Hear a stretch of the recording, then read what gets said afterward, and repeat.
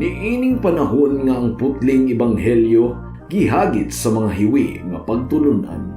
Kinahanglan mo barug ang mga tinunan ni Kristo sa pagpakigbisog sa paglaban sa pagtuo nga makausa ug alang sa tanang panahon gihatag sa Dios ngadto sa iyang katawhan. Maoy hinungdan nga namugna kining tulumanon ang putling ebanghelyo. 30 minutos nga pagsabwag sa tinuod nga ebanghelyo kauban ni Pastor Jeremias Hangad. Ang putling ebanghelyo tulumanon nga gihatod kaninyo sa Unidos Community Bible Fellowship sa Unidos Plaridel, Misamis Occidental. Ang putling ebanghelyo, ang putling ebanghelyo, ang putling ebanghelyo.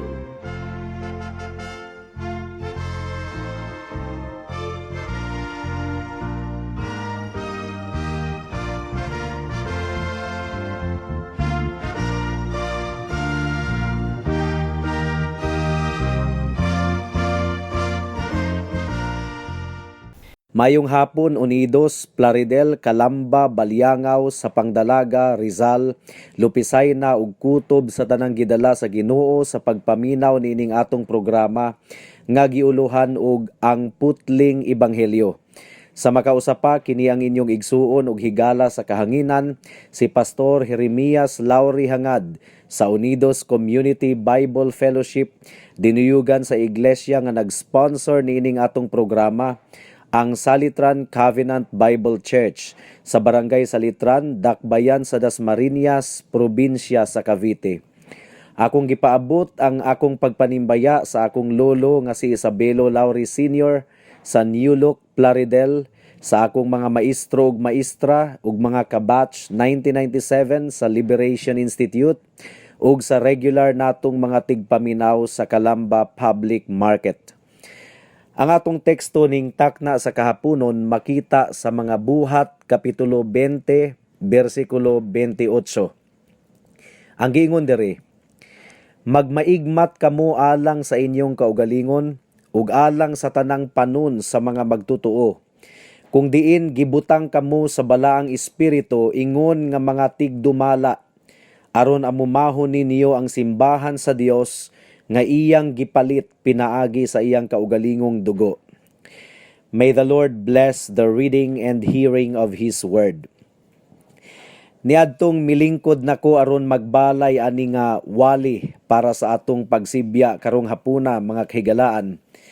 Pipila unta ka mga bersikulo ang buot nakong iwali. Apan nakita nako nga ang buhat kapitulo 20 bersikulo 28 mura og multivitamin capsule. Puno kaayo og sustansya. Puno kaayo og bugat nga mga doktrina nga gi-encapsulated sa usa lamang ka bersikulo. Mao nga nakadesider ako nga mag-focus na lang niini nga bersikulo sa atong pamalandong ning takna sa kahaponon. Adunay duha ka bahin ang atong pamalandong. Una, ang mga bugat nga leksyon mahitungod sa iglesia. Ikaduha, ang mga bugat nga leksyon mahitungod sa mga pastors sa iglesia. Mudangat na kita sa unang punto. Ang mga bugat nga leksyon mahitungod sa iglesia o simbahan. Well, una sa tanan mga kahigalaan, kinsa man ang tag-iya sa simbahan.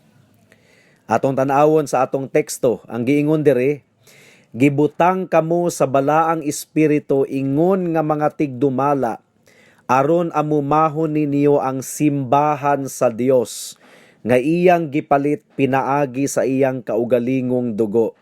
Take note mga kahigalaan, simbahan sa Dios. So kinsa ang tag-iya sa simbahan? Dili pastor, dili si bisan kinsa, kundili ang Dios mismo. Ang simbahan panag-iya sa Dios. Walay tawo nga pwedeng muangkon nga siya ang founder o tag-iya sa simbahan, tungod kay ang Dios lamang ang tinuod nga tag-iya niini. Mao kini giingon sa Biblia. Dili tawo ang founder sa iglesia kundili si Kristo mismo. Unsa may giingon ni Jesus sa Matthew chapter 16 verse 18, "Upon this rock I will build my church." Ibabaw niining maong bato pagatukuron ko ang akong iglesia.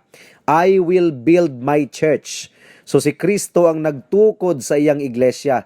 Dili tawo ang founder, dili tawo ang tag-iya, kundili si Hesukristo lamang. Ang iglesia o simbahan, mga higalaan, mauna karon ang gingharian sa Dios. Sa daang kasabutan, ang theocratic nga nasod sa Israel, mao ang gingharian sa Dios nga makita sa mga mata. Theocratic means pulong sa Dios ug balaod sa Dios ang constitution sa pagdumala sa nasod. Israel was a theocratic nation. Yes, human kings ruled Israel, but those human kings were directly accountable to God. Apan tungod sa pagkadili matinud-anon, pagkadili matinuohon ug hilabihan na gayud nga pagsalikway sa Israel sa pulong sa Dios, gihukman sila ni Jesus sa Mateo kapitulo 21 bersikulo 43 nga kuhaon gikan kanila ang gingharian sa Dios ug ihatag kini ngadto sa usa ka nasod nga mamunga niini. The kingdom of God shall be taken away from you and shall be given to a nation bringing forth the fruits thereof. Mao kadto ang giingon sa atong Ginoong Hesukristo sa mga Israelita. Karon ang pangutana, kinsa man kining nasura nga gihatagan sa Ginoo sa iyang gingharian? Kinahanglang masabtan nato kini og duro, mga kahigalaan, tungod kay daghang mga mini nga magwalali karon nga nagtudlo nga Pilipinas kuno ang katumanan niini nga panagna. Daghan kaayo, dili lang si Felix Manalo, kundili si Eli Soriano usab, apil na pud si Kibuloy, apil na pud kining mga latest nga nagwali usab sa radyo karon nga misulod kuno ang espiritu ni Kristo kaniya. Siya na kuno mao si Kristo. Apan klaro kaayo ang giingon ni Kristo sa Juan kapitulo 18 bersikulo 36, that my kingdom is not of this world. Mao kini ang giingon ni Jesus, ang akong gingharian dili iya ning kalibutana. Ang buot ipasabot niini, mga kahigalaan, dili geographical location. Diin mo ingon ang mga tawo, tala, muadto ta sa Davao, sa gingharian sa Dios. No. Ang paglarawan ni Kristo sa iyang gingharian, sumala sa Biblia, espiritual. Maugani nga iya usab kining gitawag og gingharian sa langit. Dugang pa, gihulagway kini ni Kristo pinaagi sa pagtandi niini. For example, sa magpupugas o liso sa mustasa o libadura nga pampatubo sa pan o tinago nga treasure sa kapatagan ug uban pa. Wala gayud gidescribe ni Kristo ang iyang gingharian in terms of visible identities o makita sa mga mata. Matud pa ni Jesus, ang gingharian sa Dios anaa sa inyong kinasuluran. So klaro kaayo nga espiritual kini, mga kahigalaan, dili physical, dili literal. Mao nga dili kini primarily organizational o racial, kundili espiritual nga butang. Usbon ko, mga kahigalaan, ang Dios mao ang tag-iya sa simbahan. Now I want you to notice nga ang giingon sa atong teksto, the church of God which He purchased by His own blood. Simbahan sa Dios nga iyang gipalit sa iyang kaugalingong dugo. God, dayon blood. Kinsa maning God, unya dunay blood, dunay dugo. Wala na ilaing gihisgutan niini, mga kaigsuunan, kundili si Hesukristo. Therefore, si Kristo Dios, the church of God which He purchased by His own blood. Kinsa maning God, kinsa maning He, o kinsa maning dunay blood or dugo. God, He, blood. Wala na ilain kundili ang atong Ginoong Hesukristo. He is 100% God and He is also 100% man. The church is a purchased possession. Ang iglesia, kabtangan or panag-iya nga gipalit sa atong Ginoong Hesukristo. Sa unsang paagi gipalit ni Kristo ang iyang iglesia. Matud pa sa atong teksto, iya kining gipalit pinaagi sa iyang kaugalingong dugo. So ingon ini kadako ang gugma ni Kristo sa iyang simbahan. Kaugalingon gayud niyang dugo ang iyang gigamit sa pagpalit sa iyang iglesia. Gitubos kita ni Kristo gikan sa pagkaulipon ni Satanas ug pagkaulipon sa sala, aron mahimo kitang mga katawhan sa Dios. Apan ang pangutana, nganong dugo man ang kantidad sa pagtubos ni Kristo sa iyang iglesia? Nganong dugo man? Nganong dili man bulawan o tanso o bronze o diamond?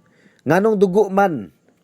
Ang tubag mga kahigalaan tungod kay kitang tanan makasasala.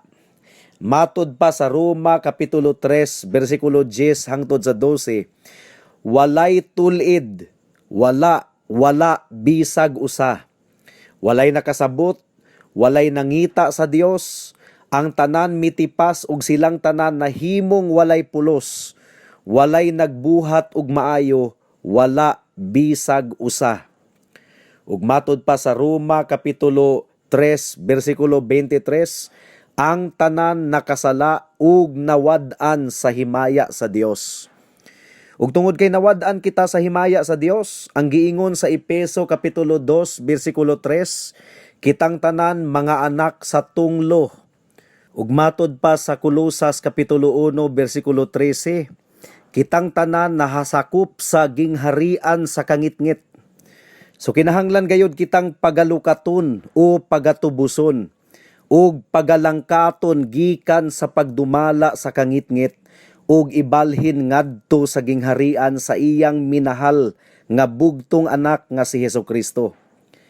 Apan nganong dugo man ang pantubos?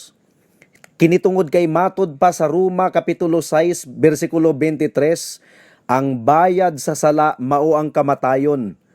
Og Hebreohanon Kapitulo 9, versikulo 22, ang giingon diri, kung walay pag-aga sa dugo, walay kapasayloan gikan sa mga sala.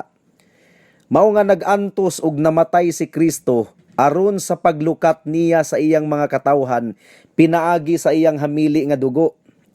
Matud pa sa ikaduhang Korinto Kapitulo 5, versikulo 21, si Kristo nga walay sala, gipakamakasasala sa Dios tungod ug alang kanato, aron kita mahimong pagkamatarong sa Dios diha kang Kristo.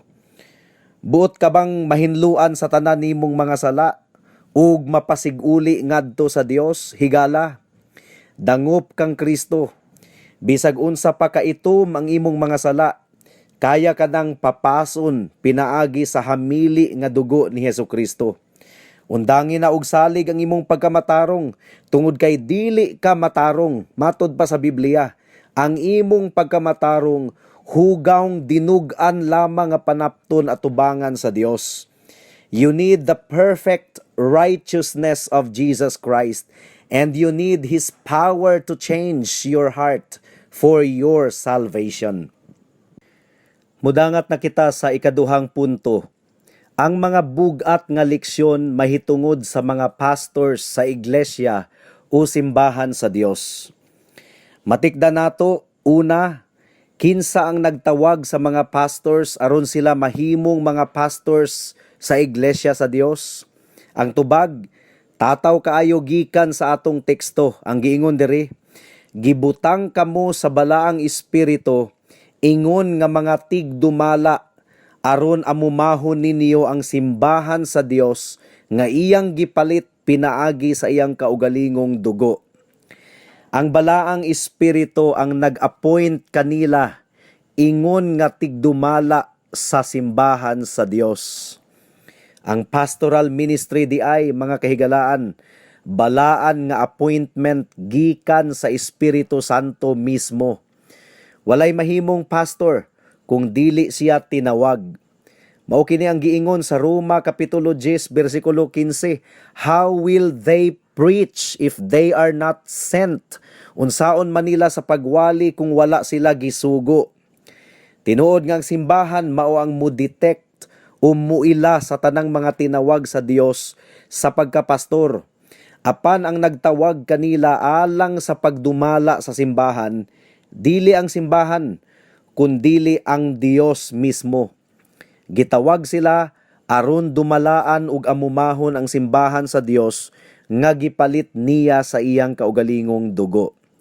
Sunod, kining mga pastors gitawag sa bersikulo 17 sa atong teksto, isip mga presbyteros o elders.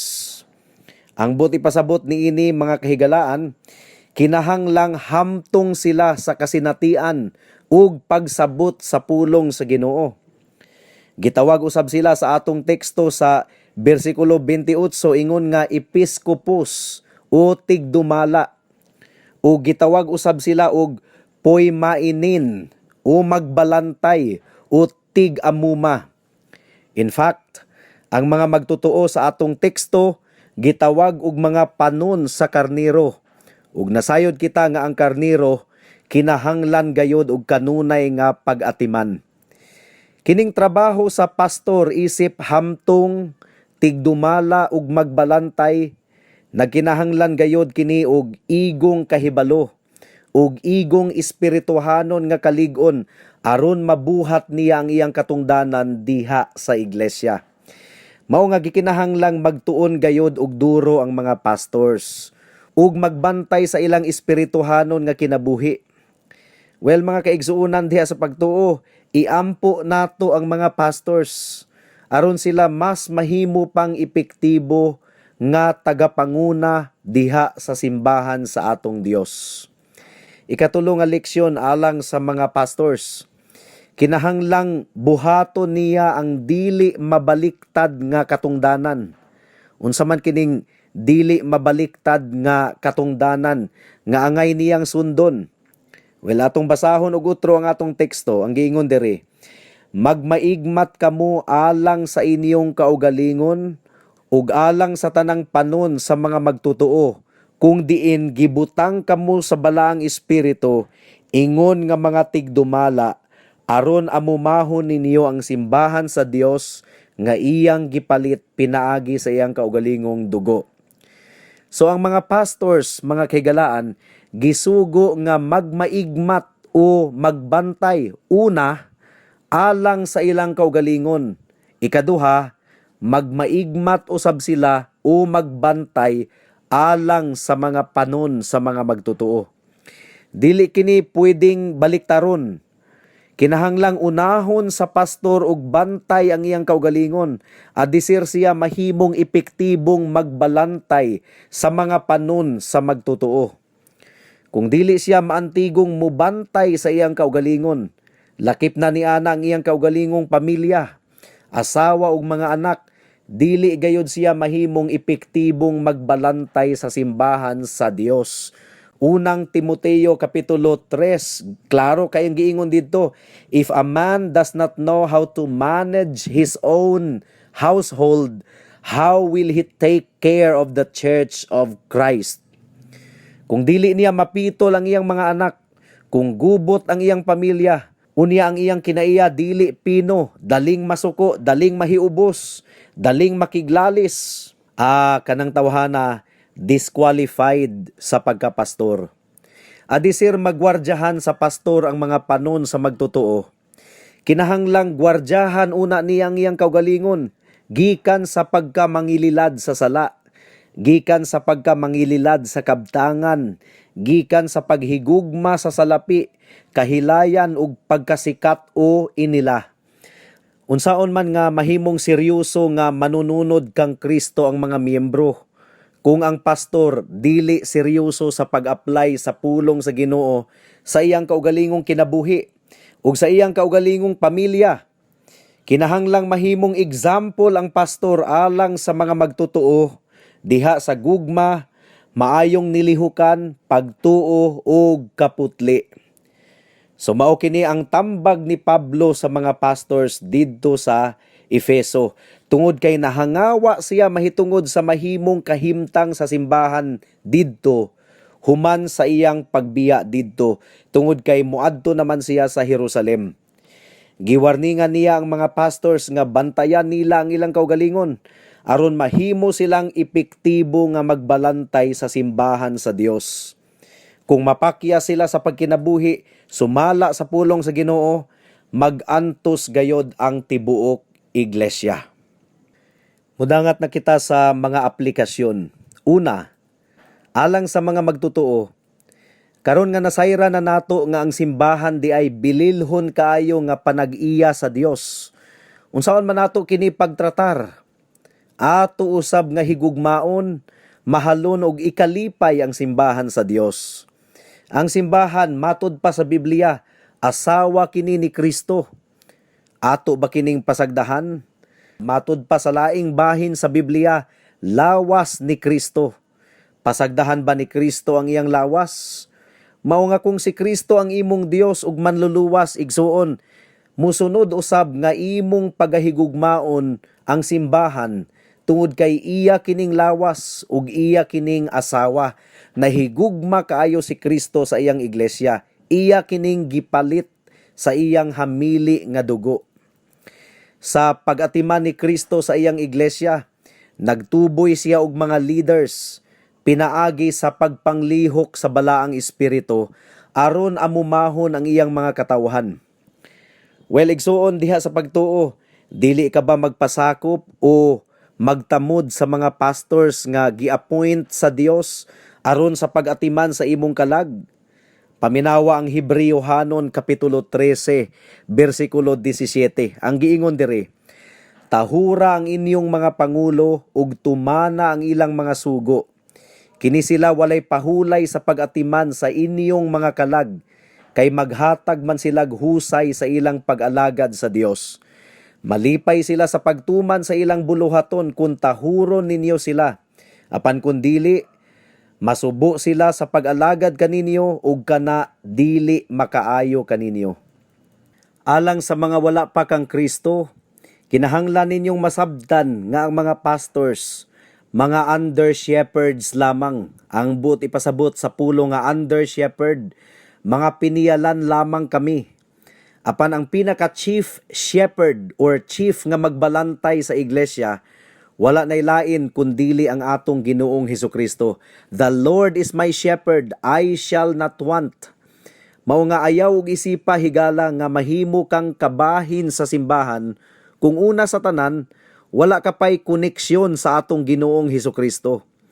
Unsaon man nga mahimo kang konektado kang Kristo, nga ikaw makasasala man, gisupak mo ang balaod sa Dios, gipahisuko mo ang Dios, ug karon takos ikaw nga iyang pagasilutan ug pagahukman. Well, unsa may giingon ni Hesus sa Mateo 11:28, umari kamo kanako, kamo nga gikapuyan ug gibug-atan ug papahulayon ko kamo. Bisag kinsa ka pa higala, duol kang Hesus. Bisag unsa pa kadako ang imong panginahanglanon sa iyang grasya ug kapasayloan, duol kang Hesus. Dili gayud kaniya balibaran. Kalipay ni Kristo ang pagpakita og kaluoy. Kalipay sa Dios ang pagluwas sa mga makasasala. Kalipay niya kung ang mga tawo nga nakakita sa ilang kahugaw ug pagkawalay bili, muduol kaniya ug musalig sa iyang dugo ug mangayo og kaluwasan gikan sa iyang gamhanang mga kamot. Ang Biblia naghatag kanimo og daghan kaayong kadasig aron moduol ikaw kang Hesus. John chapter 6 verse 37 ang giingon diri, si bisan kinsa nga moduol kanako dili ko gayod balibaran. Mao nga wala kay excuse higala kung magdumili gihapon ikaw sa pagdangup kaniya. Ug andam siya sa pagbubo sa iyang grasya sa kaluwasan the moment nga sincero gayud ikaw nga moduol kaniya. Dangup kang Hesus. Ayaw og dangup sa imong maayong mga buhat, dili ka na makaluwas kanimo. Ang giingon sa Efeso kapitulo 2 bersikulo 8 ug 9, klaro kay dire. Tungod sa grasya naluwas kamo pinaagi sa pagtuo ug dili kini gikan sa inyong kaugalingon, kini gasa sa Dios. Dili resulta sa maayong buhat aron walay bisan kinsa nga makapanghinambog. Once more, higala nagtawag si Hesus kanimo. Umari kamo kanako, kamong gikapuyan o gibudlayan, ug papahulayon ko kamo. Mao nga kung wala ka pa nakabaton og kapahulayan sa imong kalag hangtod karon, something is really wrong. Wala pa kanay kalinaw.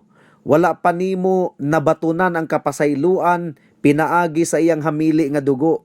Gasalig pagayod ikaw sa imong good works aron sa pagluwas nimo, ug dili gayud ikaw makabaton og tinuod nga kalinaw tungod kay dili makapapas sa imong mga sala ang imong good works tungod kay hugawng panapton nga dinug-an lamang kana atubangan sa Dios. Duol kang Hesus karon higala. Ikaduhang Korinto kapitulo 6 bersikulo 2 nagaingon, mao kini ang takna sa pagdawat sa kaluoy sa Dios. Karon mao ang adlaw sa kaluwasan. Mao nga ayaw na pagpaabot pa og ugma, kay basin og ang ugma, ulahin na ang tanan. Now is the acceptable time. Now is the day of salvation. Basig ugma, adlaw na sa imong kamatayon, adlaw na sa paghukom, ulahin na ang tanan. Apan karon mismo, kung ikaw mo dangop kang Hesus karon, iya kang pagaluwason, iya kang pasayloon, iya kang limpyuhan, iya kang hatagan og bag-ong kasing-kasing ug bag-ong kinabuhi. Amen. Hangtod din hilang kita taman sa atong pagtuon karong taknaa tungod kay wala na kitay oras pa. Sa makausap pa, giimbitar ko kamo sa pagtambong sa atong panimbahon ugmang adlaw, adlawng Domingo, adlaw nga igpapahulay, alas 2 sa hapon sa panimalay ni Winstro ug ni Conchita hangad sa Unidos. Daghang salamat.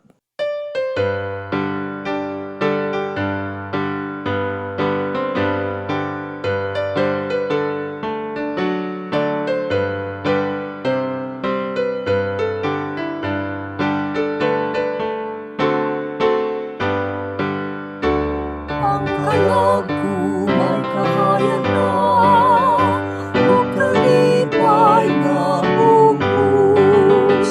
Ang kamit-mit akong ikayan, suga ko si Jesus. May kahayag na kabulan, o kalipay na hiladihan, naong ni Jesus ang nagsilak, ang kalagbuhayan na. Ang kalag ko nag-aawit na, ug nagdaig sa hari ko. Kay namati si Jesus karon sa alawiton ko. May kahayag kabulan, ug kalipay na hiladihan, naong ni Jesus ang nagsidlak, ang kalagbuhayan na. Ang kalag ko may kapako na, kuyog man sa Ginoo. May kalinaw kasing-kasing ko, nahanaw kahapon.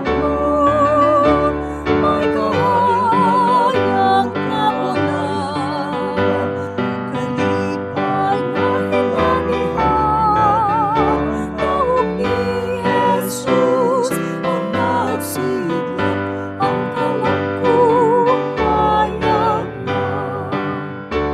Ang kalag ko may kalipay na, may pagtuog naman. Ang mahal na panalangin niya, kanako gihatag.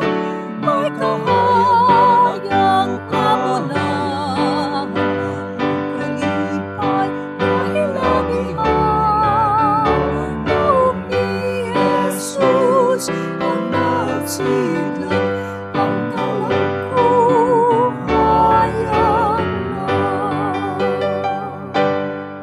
Alang sa dugang nga mga pangutana, mahimong mo text kang Pastor Jeremias hangad sa 744-3030.